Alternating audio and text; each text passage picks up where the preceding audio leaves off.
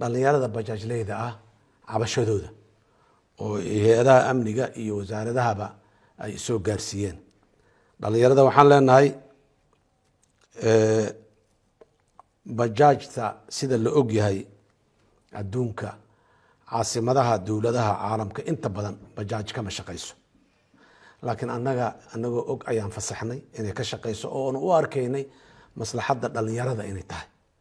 dhalinyaradu inay fursad u leedahay ee shaqo hesho, noolaato, madaxooda uu kor ahaado, ay dareemaan dalkooda inayna ka tahriibin, in ay fursad suurtagal ah inay tahay. maanta berina mid kasii fiican oo kale ay imaan doonto. nasiib daro waxay soo gaartay in ay jiraan waxyaaba oo xadgudubyaa ay tabanayaan.